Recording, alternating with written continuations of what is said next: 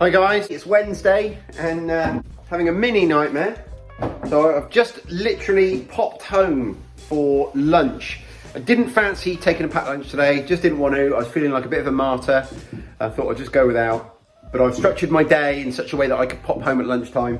I knew that. So I've come home to have a little bit of sourdough, which is in the toaster right now. And I was gonna, well I will, and I'll show you. I'm gonna put some dripping on it and use it like butter. And I was gonna have, in fact, let me just crack some eggs. That's better. So I was gonna have some goat's cheese on my sourdough, and that was gonna be my lunch. That would have been fantastic. And I went in the fridge, there's no goat's cheese. It's all in the freezer, I had to get some out of the freezer. So can't have that. It's in the fridge defrosting now. So I've had to switch over to a couple of little bantam eggs. So lunchtime is gonna be sourdough with a bit of dripping, fried eggs, done.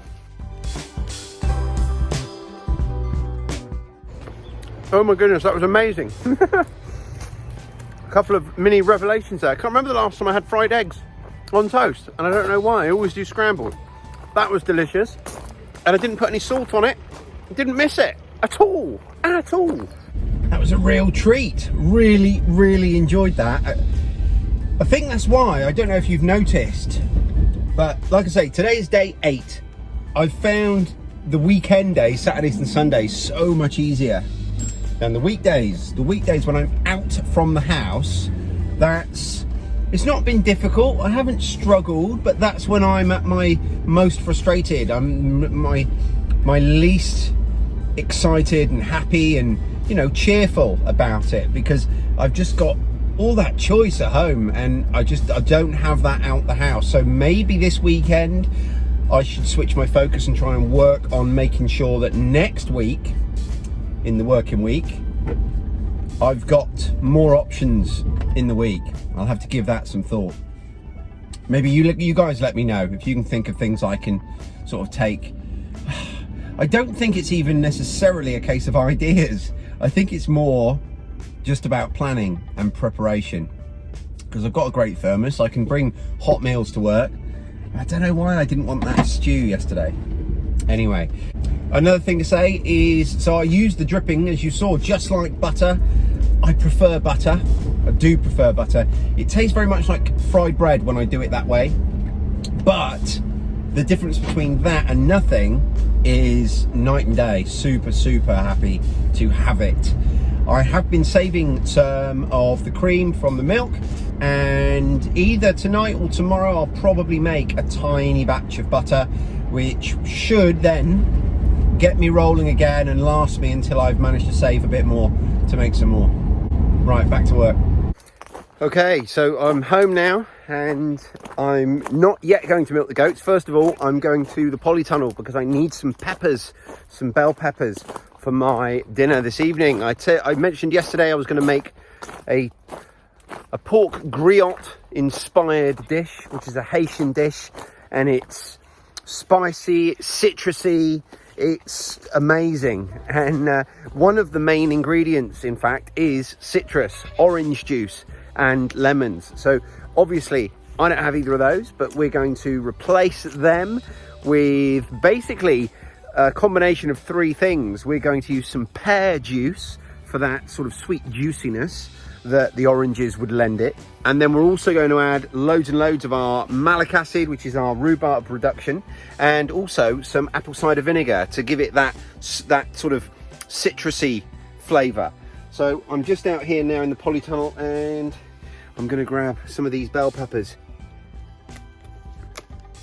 And here's one of our jalapeno plants. I've already harvested from this guy just a couple days ago. So I've got those already in the kitchen. Right, let's talk you guys through what I'm gonna do. I'm not gonna bother showing you the cooking today. I'm just gonna tell you what I'm having and then I'll probably show you it cooked. So for my pork griot, obviously, star of the show is gonna be the pork. Now this is some pork that I cooked yesterday at the same time I cooked those ribs. And this is basically, it's like offcuts of loin and stuff from the butchering process. So it's not one joint, there's lots of little joints in here, which are all offcuts.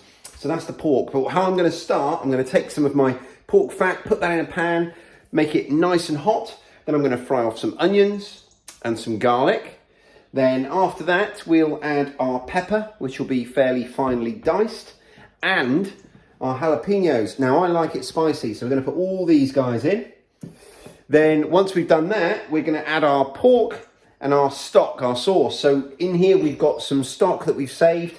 If you remember, I took some off the top of that stew. It was quite moist. There was a bit too much moisture in that stew, so I took some off and saved it. Well, that's what that is.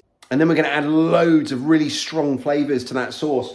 So we're going to add, as I said, some pear juice, some malic acid from our rhubarb, some apple cider vinegar.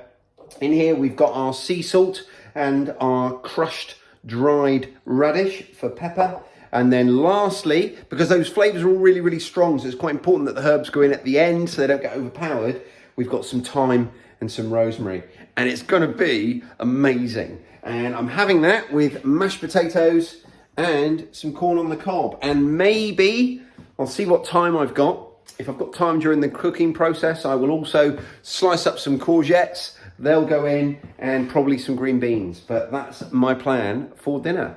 My wife is cooking for our children at the same time. And so these mashed potatoes are mostly for them, but there's a few in there for me. So I'm going to separate them out before they get butter or anything added to them. And that's what I'm going to be having. So yeah, I'm looking forward to it. It's like I'm obsessed with food. I'm obsessed with food anyway.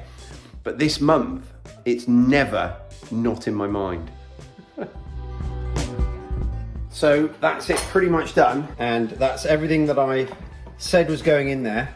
The only addition beyond what you already know about is just some flour at the end, just to thicken it up. I have to have, so usually for thickening I would use corn flour. Obviously I don't have access to that at the moment, so I'm just using bread flour, which is the same flour we used for our pasta. Not ideal necessarily, but perfectly usable.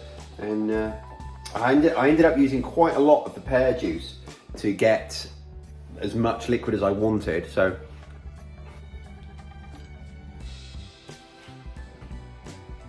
oh,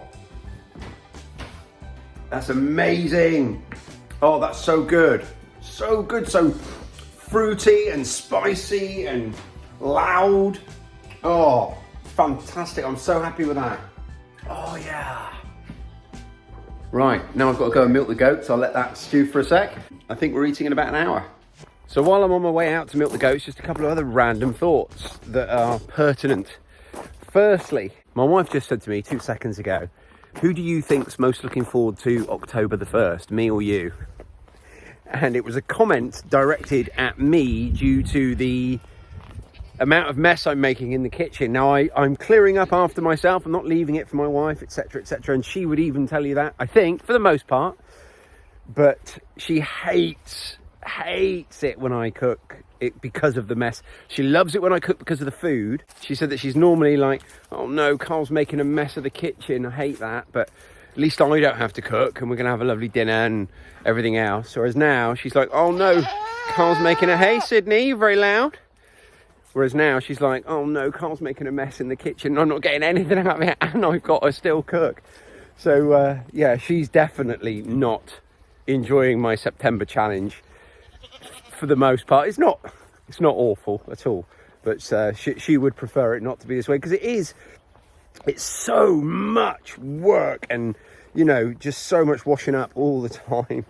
Anyway, so there's that. And then the other thing I was thinking today is that if you came to stay with me or went to stay with someone and you were basically just put in front of you every day, every mealtime for your meals, what I've been eating, I bet most people would just think, wow, that's really good food. And it wouldn't cross their mind that it was a hardship. Now, one caveat being you have to have a pretty broad palate. But, you know, with that aside, I don't think anyone would think this is a real hardship. So that's great. You know, that really is great. And like I said at the start, I want this to be a celebration of what can be achieved with your own space, you know, producing your own food. It's amazing what you can do. Right. They're getting a bit impatient, so I'll speak to you a bit later. My wife's just serving up the dinner for everyone else, and she served up 5 plates. That would have been mine. But I've got this. And I've tasted it, and I have to say, it's amazing. I'm so happy with it. Oh, I'd be over the moon with this any day of the year, not just because I'm doing this challenge. So yeah, so that's going to wrap this video up. There's loads of pork griot left. It's not pork griot, I keep calling it that because that's where I got the inspiration from, but plenty left. It's going to do another couple of dinners and probably a lunch. Yeah, I'm really happy. Another day done. And yeah, on to the next one. As always, I'm following up with milk and honey, and then it'll be on to tomorrow. Thanks for watching, guys. Press that like button, do all those good things for me. Leave me a comment down below, and if you're not already, please make sure you are subscribed to my channel. 8 days and counting. Cheers.